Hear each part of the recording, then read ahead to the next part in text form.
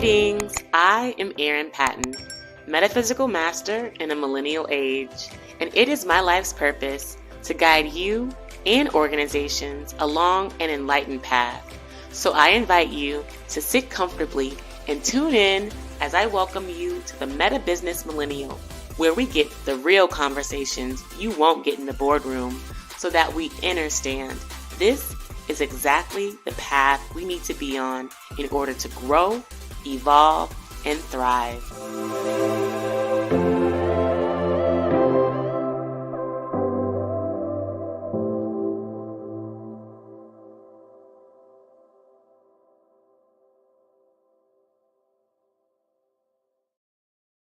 Greetings, I am Erin Patton, also known as Master L, and welcome to today's live MetaBusiness Millennial podcast.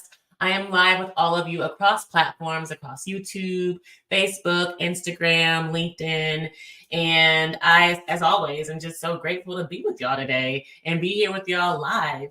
And if you haven't already, I highly encourage you to subscribe to my channel, follow me across social media, and of course, share this message with a friend.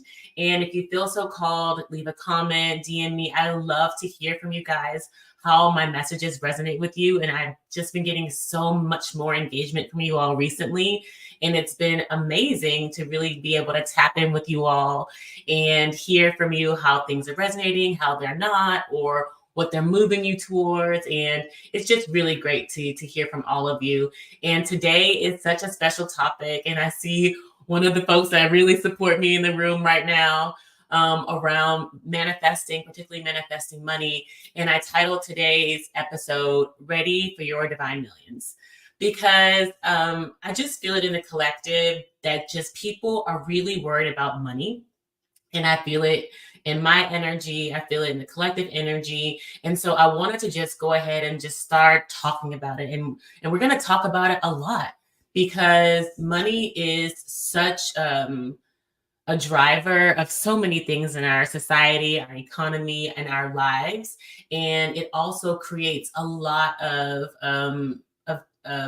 I would say, emotions too. It creates emotions of fear, emotions of scarcity. We make so many, maybe rash decisions around money. And so I really want us to start grounding in this idea of money, the reality of money, so that we can begin to really start to call forth what I call our divine millions and ultimately trillions, because essentially the meta business world is all about creating the world's first trillionaires. And I say that, and I'm giggling when I say it because it just gives me so much joy, but I also say it with 100% seriousness and certainty. I know that in this day and age, like it's really rare to see billionaires, like even to this day, like I can't personally name any other Black, especially Black woman billionaire, but Oprah Winfrey. And so for me to say that one day I'll be a trillionaire and many of the millennials or people that I work with will be trillionaires, I'm sure it's almost like a laughable concept today. Yet I want to mark these words, and because I know that in the future we'll be looking back like, wow, Erin predicted this, because it is absolutely possible when we're walking in alignment with our purpose and when we're walking in alignment with God. Because what we've seen today in terms of the wealth, the billionaires, the money that we've seen, a lot of people that see this, what I call almost like a facade, these people that have this wealth, if you will, in many ways didn't really earn it.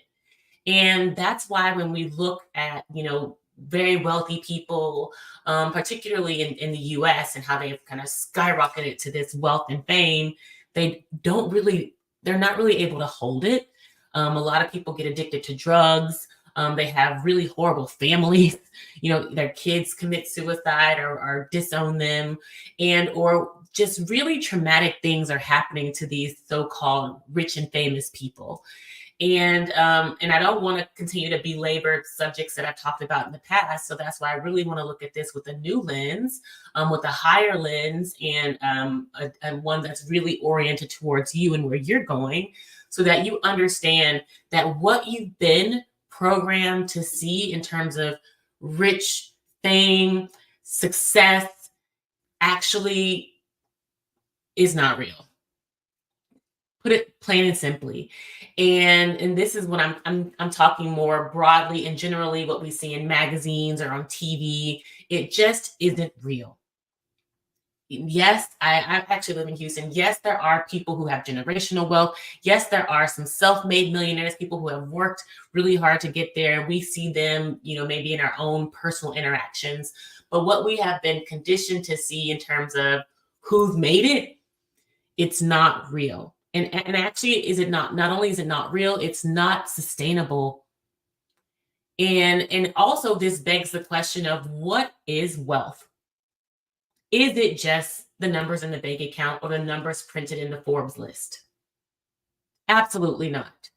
So when we're talking about your wealth and getting to your divine millions, it's a holistic view that you have to start taking in pursuit of this very, I would say, lofty goal of being a wealthy individual. It starts with the wealth of the mind, the wealth of the soul, the wealth of the body. And then you will see that manifested externally. And so I want to get into some very tactical, if you will, actionable tools that you can really start to engage to get at the wealth holistically and then also at the wealth materially. And to start with the holistic piece, because this is a metaphysical, I am a metaphysical master, and this is the MetaBusiness Millennial. So we really want to always start with the mind, the soul, the energies, the spirit, and that really requires understanding and knowing who you are and understanding your why. Why do you want to be a trillionaire? Why do you want to be a billionaire? Why do you want to have so much money? And this is a very good question because the better that you can answer this, the more specific that you can get, and the more that you can feel it in your being without fear, the faster it will happen for you. And I can say this from personal experience and with absolute certainty, this is how it works. So first you need to be clear why.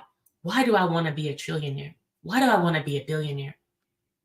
And I can start with me because it always comes from my own personal experience and I'm living this and breathing this. And for me, it's really about what I can do for myself and for humanity. So on an organizational level, I know I'm going to need to grow my organization to a broader scale to be able to have the impact that I want to have in business. I'm not going to be able to do this alone. I'm going to need thousands of people to support me with this work. I'm not going to be able to do that on a measly 100K budget. It's just not going to happen. And likely don't need $1 billion for that either.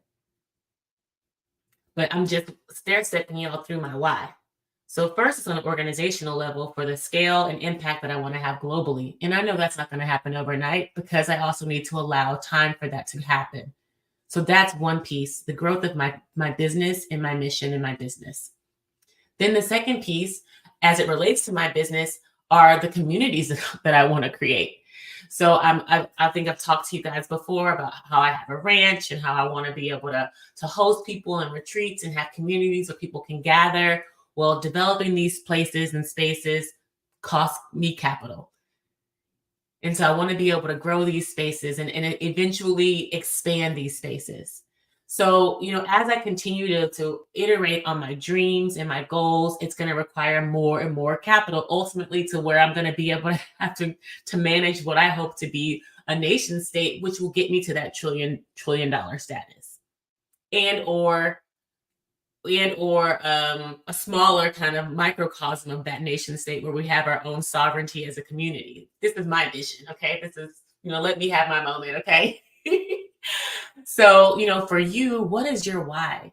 What can you see yourself doing with the hundreds of millions of dollars? Okay, I stair-stepped it through it because that's the organizational level. What can you see when you get to those billions of dollars? Okay, that's getting to the global scale, community building. Then you get to the trillion dollar status, that's nation building. That's hundreds of millions of people that you're probably going to be working with. And so, and also this is also not knowing what the future will hold and how we're going to be able to, work with each other. And so that trillions of dollars can look so many different ways. But this is essentially how it works. You have to be clear with your why. Why are you doing this for yourself? Why do you want this for yourself? What do you see happening for you that you would even need this amount of money? Because what we've seen before with the wealthy, the rich, and the famous is they get bigger yachts, they get bigger houses, they get bigger properties, they buy things, they're buying art, and really just acquiring more and more assets. That's also certainly part of the journey as well, but that can't be where it ends. For you to be able to have sustainable wealth, it needs to be able to essentially benefit others in the process, and that's actually not what we're seeing today. Not even in our political climate, and not as a criticism per se, but we saw just more recently with Kamala Harris raising $100 million for her campaign. Where does that $100 million go? Raised from people, individuals, into her mission, into her business, or into her, marketing, if you will. How does that then impact people? Okay, well, we can argue that maybe it will impact people once she gets elected, but that's a maybe, a 50-50 chance. Yet, what we're arcing towards as enlightened leaders, as enlightened business leaders, is how our wealth can then exponentially impact other people around us. And that's really how we begin to get aligned with our purpose, aligned with God, because all that we do serves ourselves, of course, but it absolutely will benefit others. And we have to feel that and know that and trust that. So being clear about your why and thinking about what it is that you can actually do with this wealth, or if it's even something smaller, like say, I really just want to be able to have less fear around paying my bills every month. I want to be able to buy a bigger house for me and my family to live in. I want to be able to, do whatever it is, be clear about it. Be clear about your why. And this helps to anchor it energetically. This is the metaphysical aspect of it, the spiritual, the mind, the soul aspect of the wealth, being clear about your why. And then the next step is not to do more work. Because I also have that impulse sometimes is, I need to be doing more. I only have so much time in the day. Like, how can I, grind harder so I can get more output? Well, that is kind of the old thinking, the old fashioned way of thinking, is being able to get to the bag by just doing more. And not only is that draining, not only is that not sustainable, it actually splits your energy. So we can just talk about it exactly and technically for what it is. When we're moving in that way of working harder and doing this and this and that and that, it actually takes us away from getting to our vision, to our highest goal. Because we're oftentimes distracted by, okay, this new project or that new project, or, this is going on, and not really focused or listening to what can actually get us there. And I'm going through this personally because I'm calling forth the next level in my business and the next big move in my life. And the first thing I could think about was, wow, it's going to require a lot more resources. Where is it going to come from? Well, Erin, first of all, be clear about what it is that you need to get to the next level. I actually hadn't done that work yet. I actually had a friend remind me, Erin, sit down, pull out your pen and paper, and write down everything you want to see in this next stage of your life. Get specific. And I was like, look at me talking to me through my friends. Because this is exactly what it requires. What specifically do you need to get to the next level? What do you want to see at that next level? Is it a new house in a new city? Is it, a couple more people on your staff, or a few different projects in your business, new clients? What exactly is it that you need to get to the next level as you're thinking about your long-term vision as well? Because we want to always be ready to adjust, adapt, and be malleable as we're in pursuit of our vision. Because in my view, the vision stays the same. However, the strategy to get there needs to adapt because things happen. Unexpected things happen, but that shouldn't necessarily change the end goal. If the end goal is happiness, stability, security, love, relationships, so many things are going to shift and change, fall off, come back before you get to that end vision, that you must be ready and willing to adapt. So be ready for that, when you're making that strategy for that next step, that okay, I'm gonna want this at the next step, but I also have to know that that God, universe, my spirit team, they also are working too to put things together for me. So I need to be open to magic. I need to be open to the unexpected. And in the meantime, how can I continue to nurture my own vibration, to nurture my own energy so that I can stay happy and safe and secure? All those feelings that you're arcing towards in your vision, how can I stay in that vibration more frequently? How can I stay in that vibration more authentically, more naturally? This is also part of the work as well. So, first, you're really wanting to know your why. Then the next piece is really getting clear about the specifics of those steps and then nurturing that energy as you're looking at those specifics. And it looks like we may have some questions coming in. So I'm going to let you guys kind of put in your questions and I'll be sure to answer those as they come. So definitely feel free to drop your comments or your questions as I'm chatting. And really want to continue on along this sort of these tools and tips that you can use to really ready yourself for your millions, because I love to always say this, that your vibration precedes your manifestation. So you want to be a millionaire, you're calling forth these millions. What does that feel like for you? And thank you for that question. What does it feel like to have that feeling of the millions, of the success? What does it look like? How do you look? Who's around you? And I do visualizing exercises about this all the time. And actually, this answers this question for you, Mattia. It says, can you please share what limiting beliefs about money have I had to release over the years? And that's a really good question that I believe I'll just go ahead and answer the question and then continue around this visualization piece. That's kind of the tool that I used.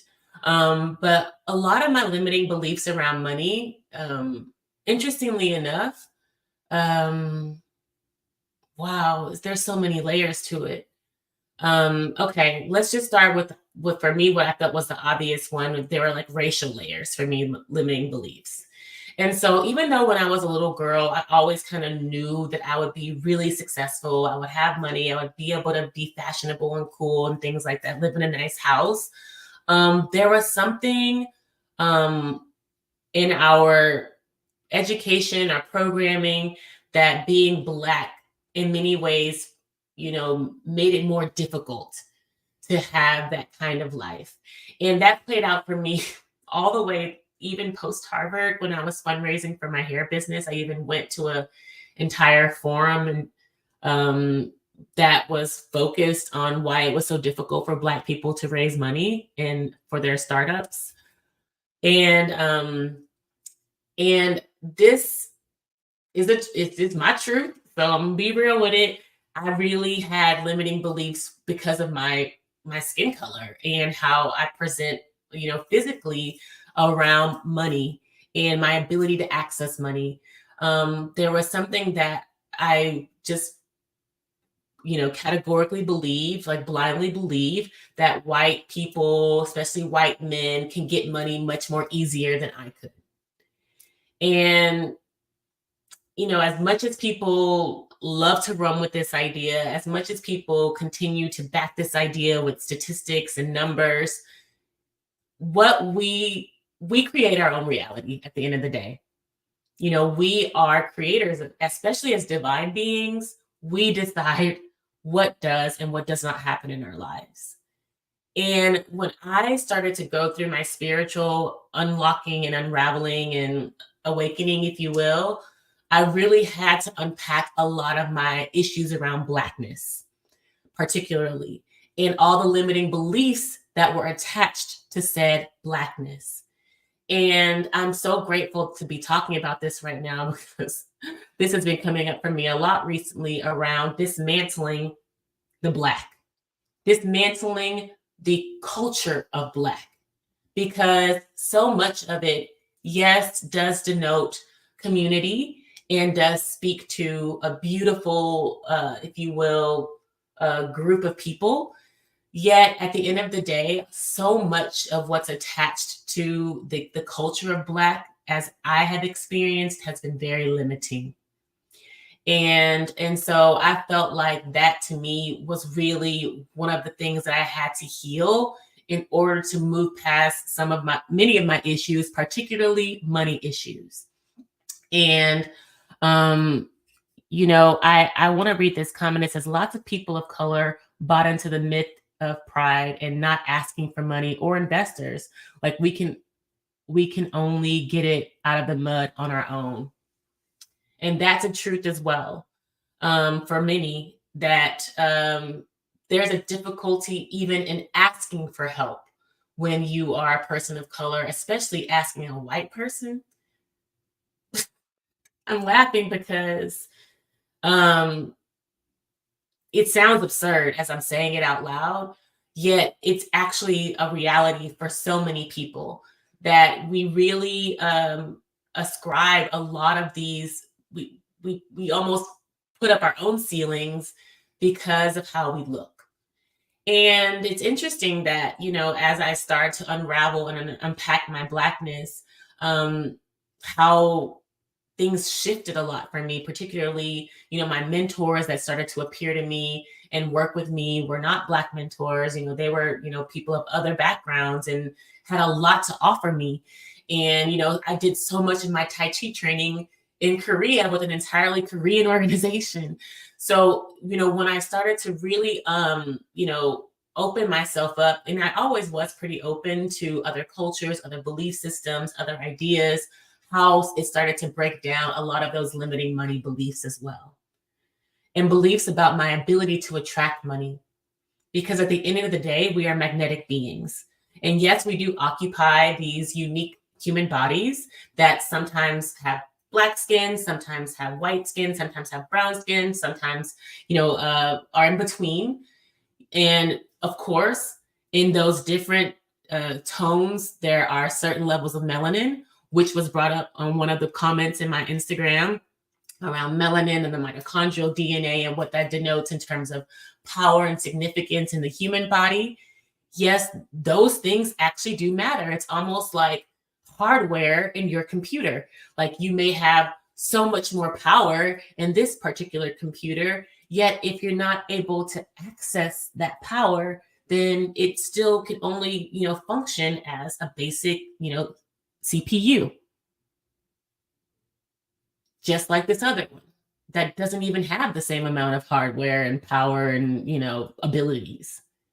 So you really have to, so for me, going back to your question, I really had to start to unpack what my beliefs about my Blackness, and then to layer that on being a woman, a Black woman, and what that meant in terms of what was holding me back from speaking up, speaking my truth, asking for things, asking for help, working with different types of people, talking with different types of people, interacting with different types of people, not feeling insecure in those interactions, feeling like I could talk the way I wanted to talk and look the way I wanted to look in different rooms, different spaces. I mean, there are so many layers that go into these limiting beliefs. It's just very many to name right now. But a lot of this is part of what we have to begin to look at and unpack, even when we're asking ourselves why. Because we're going to have to be in very uncomfortable spaces when we want to get to the next level and level up.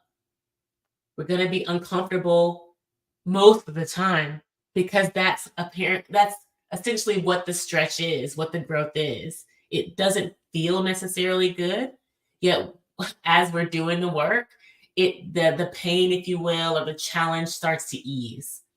Because even in my leveling up right now and moving through some of my own limiting beliefs around, wow, can I as a Black woman really, work with these senior level, CEOs around the world? Can I really host these, magnificent retreats? Can I really do this? No, these are real questions that I ask myself. And I answer it with no doubt. Absolutely, Aaron. This is why you came here. I came here. So if I really trust in my being that this is what I came here to do, then I must be patient with the process. I exercise patience in my growth. I trust that whatever I need in terms of resources will be there when I need it. And as I'm moving to each next step, the baby steps that I'm taking, that I will continue to grow in maturity. I will grow in skills. I will grow in ability. I will grow in my network to be able to hold the space for my biggest, wildest dreams. And so that brings me to that next piece, the next tool, if you will, around the visualization. And I was speaking to being able to have that vibration before you have the manifestation, because this is what I speak of in terms of those baby steps and knowing and trusting that you have all that you need to get to where you want to go. And this is the hardest piece because we're so used to the self-sabotage. We're so used to telling ourselves we can't. We're so used to beating ourselves up when things don't go our way. And this manifests in so many different ways. And I'm just gonna be honest right now too, because even in personal relationships and romantic relationships, I do this. Oh my God, I do this. When things don't go my way, how hurt I am, how quickly I am to abandon the situation, how quickly I am to give up, run away, and just be by myself. This happens the same in business. We don't just react these ways. It's our lives cannot just be compartmentalized. As much as we want to think that work is separate from this, is separate from that, all of it is the same damn thing. And so what I'm learning is, like, even as I'm trying to heal what I'm doing in my romantic relationship, it has a direct impact on what's happening in my business and vice versa. If I know I can't run from these challenges here, I can't run from these challenges there, because I'm bringing the same energy everywhere I go. So the more we're able to release that resistance, whether it's in building personal relationships or business relationships, the less resistance, more flow. Less resistance, more flow. So we have to continue to nurture that vibration. And what that looks like for me, especially more recently, is sitting with myself and meditation. I did it this morning. I think I even been saying it last on podcast that I haven't been meditating. Yeah, shame on me. And I have to say that honestly. And I don't want to say necessarily shame on me. I don't want to place any shame on myself. Please take that off. Shame off. But I was going through a season where I just didn't have the energy. I was doing so many things that I really just didn't have the energy to sit with myself. And sometimes we go through those seasons. But like I would always speak to, I'd go for walks. I have to do active meditation. I go for walks in nature. I sit out in nature. I go to the beach. I go to the pool. Like I would do things that brought me joy. And now I'm sitting with myself. I'm nurturing my vibration because I'm ready for my divine millions. Just like I titled this for you all, I'm ready for it. So I need to be sitting in receptive mode to receive it energetically first. And that's what it requires to be in what we call the receptive mode. In order to be able to get what you want, you have to be in a receiving posture. And when you're constantly in motion, when you're constantly moving, when you're constantly doing, you are not in an open receiving posture.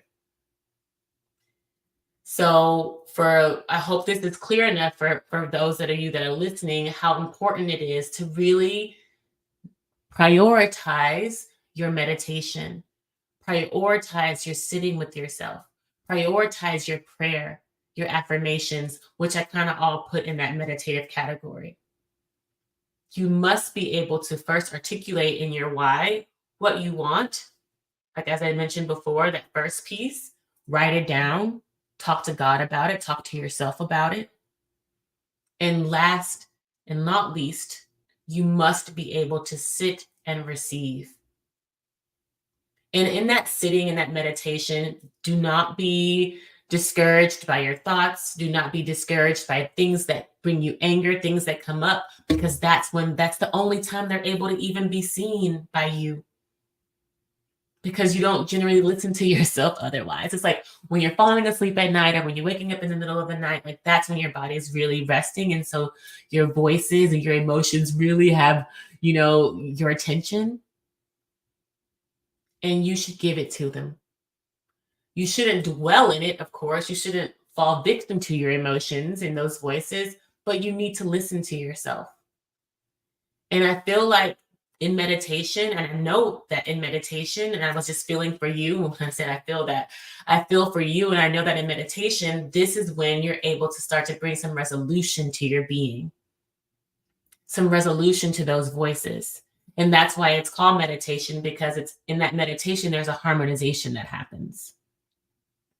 A harmonization in your energetic field. And your energetic field essentially is where those emotions live, where those thoughts live. And the more we sit with them, the more they're able to come into a balance. And this actually doesn't take any effort per se by you. However, it does require effort in making the time and space for the meditation. And so it looks like I've gone a little bit over my time. I'm talking a lot more than I usually do, but it really just felt right. It was coming from a very authentic place and a very personal place, because I also am going through this journey right now where I'm wanting to level up. I'm calling forth more resources for myself, for my business, for my life. And I feel that for you because we deserve it. We earned it and we deserved it. We deserve it. So that's why we're here. So I hope that this message resonates with you all. You're able to take away some actionable tools. The first being really getting clear about your purpose, your why you're wanting to get to this next level or this even, massive level for your life. Being very specific about what it is that you would do with the resources, with the funds, with your vision. And then also preparing your being, the vibration precedes the manifestation, preparing your being for that which you want to receive. And that preparation looks like so many things, but what I really wanted to arc into was, and I spoke about from my personal experience, looking at those limiting beliefs that you have in your life, whether for you, if they're racially based, or if they're, you're gender based, or maybe they're class based, or maybe you grew up in a different country. Like, we all have these aspects of ourselves. I've learned from interacting with so many different people that we're insecure about, whether it's your gender or it's your size or it's something. And you want to be able to look at that which you were insecure about and how that created limiting beliefs and boundaries on your life. And I'm so glad that that came up, because that was something that was a huge aspect of my, awakening, was really looking at the Blackness piece in my life and how it had been limiting for me. And then the next piece is, once you kind of work through those limiting beliefs and preparing your vibration, is really sitting with yourself in meditation, really harnessing the power of your being, noticing all those emotions and those feelings that you have, good and bad, and just accepting them and knowing that this is what I need to work with in order to get to my next level. So with that, I just want to thank you all so much for tuning in. And again, if this resonated with you, please drop me a comment, shoot me a DM. And if you're really interested in having more, strategic guidance in this pursuit of yours, feel free to message me about that, and or visit my website, erinpatton.com, where I have resources there that really speak to my unique offerings for individuals in my meta coaching. Also, I work with organizations that are wanting to get to the next level with my meta strategy work. And of course, I do my keynote speaking, my Meta Business Day, VIP Day energy activations that really get organizations aligned towards their highest vision. So, yes, thank you all so much for tuning in. And I look forward to seeing you all next week. Much love and light. Peace.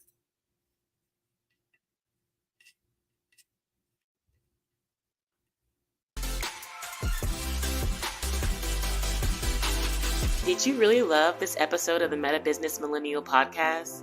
Well, I am honored, and I appreciate you subscribing, leaving a review, and sharing it with your friends, because your feedback allows us to co-create more enlightened conversations.